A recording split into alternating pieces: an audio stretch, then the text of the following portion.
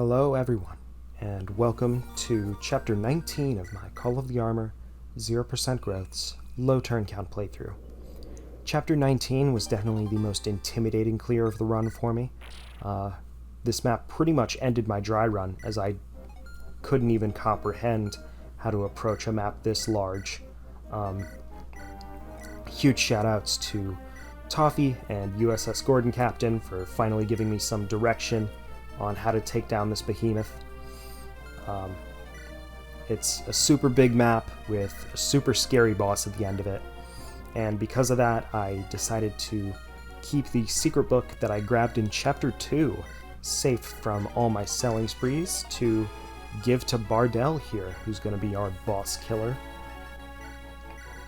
He's not going to start out with the wife ring though. I'm going to give that to Lily for a little mid-chapter contribution, and I'm also going to give her the angelic robe to massively improve her survivability here. And you see, one other item from the early game that I needed to keep safe was the stone spell. You might initially think that I needed the stone spell to, say, turn enemies to stone or something crazy like that, but I actually need it because Aldrich is 23 weapon experience short of where he needs to be, and with 4 stone charges I can get 20 weapon experience. It gives 5 weapon experience per strike rather than the usual 1, which is why I need it. And here you're seeing I am partaking in the final selling spree of this run, and that's because there is a super impactful shop in this map. It sells boots, it sells the warp staff, and it sells the S-rank dark tome that I have been hyping up for so long. So I need to get 40,000 gold, and after a little bit of extra selling, Sunwing can clear that up, and we can actually take a proper look at the map.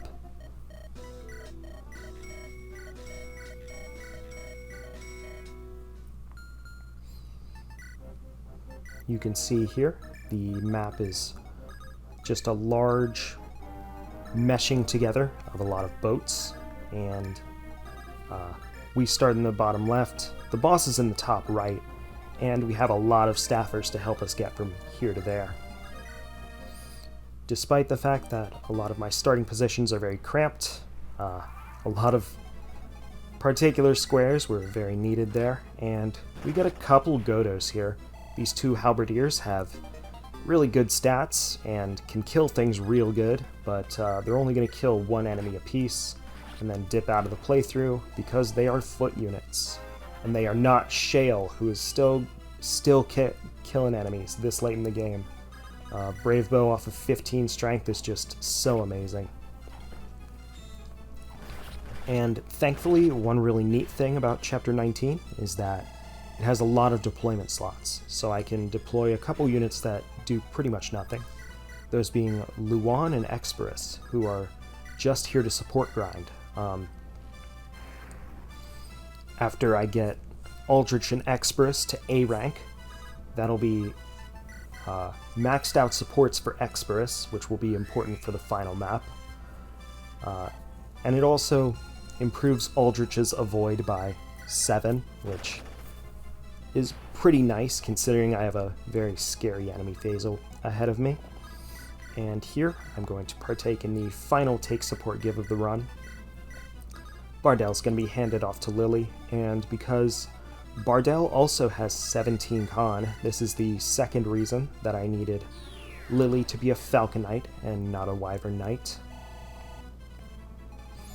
But she needs a couple warps to get where she needs to be, and I'm going to warp her first with Francis and second with Keiho.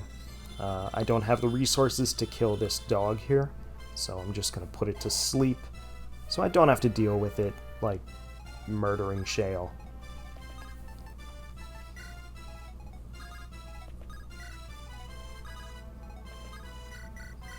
We're going to warp Lily into place here, and Next up, Vivek is going to rescue a layer into a more central location.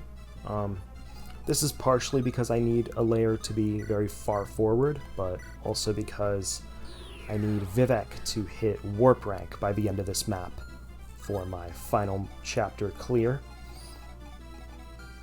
And after a bit of rigging, Lily is going to drop Bardell in this spot here, and Kanto up next to this rail, and now we have a very unreliable enemy phase ahead of us, but starting off, Aldrich needs to dodge these two Brave Axe strikes. 62 is kind of a pain to rig, but now that Aldrich has dealt with Tigress there, he's totally safe for the rest of the run. Because the enemies can't combine for the kill. And although they might be able to with the Tam's turret guy, that is the general you might have spotted, I put a very juicy target for him, and that is Noki, who is still partaking in combat this late. She exactly lives at 1 HP, which is very convincing in why you should target her if you happen to have a turret on you. There you saw the necrodragon attack Lily and leave her at 7 HP. Thankfully that wasn't a kill. Love you, Angelic Robe. And here we're going to deal with this bishop by turning them to stone. That's I believe the third stone charge, so we're at 15 weapon experience. There's 20, and the breaking use of stone does not give weapon experience, so I did need all 5 uses to win that. There's the final dodge I needed to rig. That Ranger had also a pretty scary hit rate on Lily, but now that that's done, we can head into the other phase and discuss our objectives for turn 2. We obviously need to get to the boss, and we need to get to the vendor. And both Noki and Bardell are 2 warps away from that destination.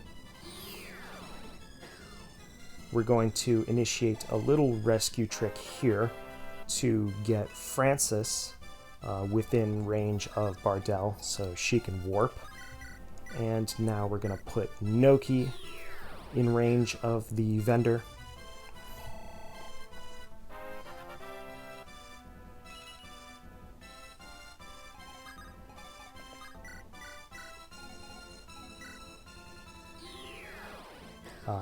I did a little rescue boost with the sleeping dog there.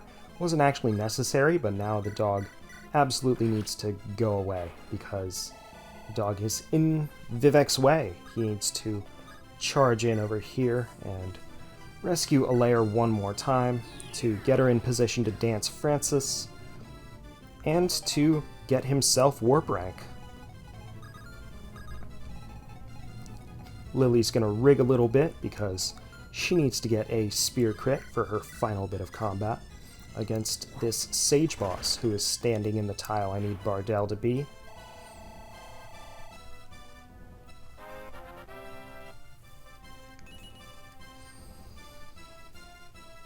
And even after 4 stone spell charges, Aldrich is still just a tiny bit short of S Dark.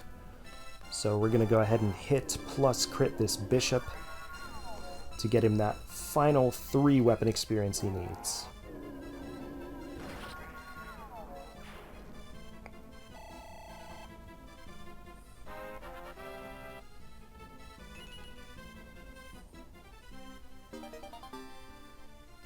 But that's all the side combat we needed to deal with. Now it's time to get Bardell in position to attack the boss, and that's going to be through a double warp with Francis, warping Bardell a grand total of 20 tiles in 1 turn. We also need to visit the shop, which Noki is in range of, so I can now gush about the Lunar Cleave, which is the final S-rank tome of this game. S-Dark, as you know, cleaves an enemy's HP in half, but what you might not know is that it has 120 base hit, meaning that even Luan is still pretty accurate with it, and Luan also doesn't have to fear retaliation. Enemies cannot retaliate when you attack them with the Lunar Cleave, so that is prime boss killing material. And after rigging this hell of a boss kill, I'm going to go ahead and buy 1 Lunar Cleave, 2 Warp Staves, and 8 pairs of boots for my clear of the final map. Probably could have gotten away with just buying 1 Warp Staff if I were a bit smarter in the past, but no big deal. What's money if you don't spend it, right? Anyway, after grabbing the Secret Books and the Wife Ring, Bardell has 61% hit and 7% crit against Sphero. He's going to double crit with that, clearing Chapter 19 in 2 turns.